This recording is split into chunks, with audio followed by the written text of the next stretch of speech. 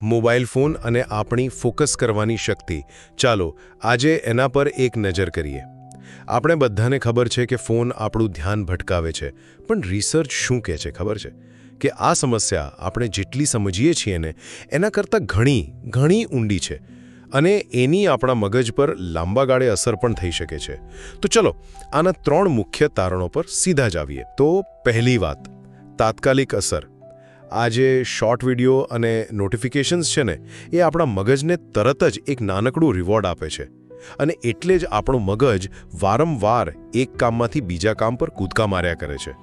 EEG studies પણ આ જ બતાવે છે અને પરિણામ આપણું કામ ધીમું પડે છે અને ભૂલો પણ વધે છે. હવે બીજું, અને આ સાંભળવા જેવું છે, ફોનની માત્ર હાજરીની અસર.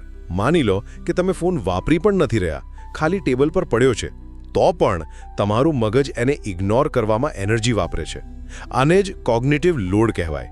અને MRI સ્કેન તો ત્યાં સુધી કહે છે કે આ આદત લાંબા ગાળે આપણા મગજની રચનામાં પણ ફેરફાર કરી શકે છે. તો સવાલ એ છે કે આનો ઉપાય શું? વેલ, છેલ્લે કેટલીક પ્રેક્ટિકલ ટિપ્સ. સૌથી પહેલાં તો બિનજરૂરી નોટિફિકેશન્સ બંધ કરી દો. કામ કરતી વખતે ફોનને બીજા રૂમમાં જ મૂકી દો. આ સૌથી અસરકારક છે. અને હા, દરરોજ ઓછામાં ઓછો 1 કલાક ફોન વગર વિતાવવાનો પ્રયાસ કરો, જેથી તમારું મગજ રિચાર્જ થઈ શકે. ટૂંકમાં કહીએ તો તમારા ફોનને મેનેજ કરવો એટલે તમારી સૌથી કિંમતી વસ્તુ, તમારા ધ્યાનને સમજી વિચારીને પાછું મેળવવું.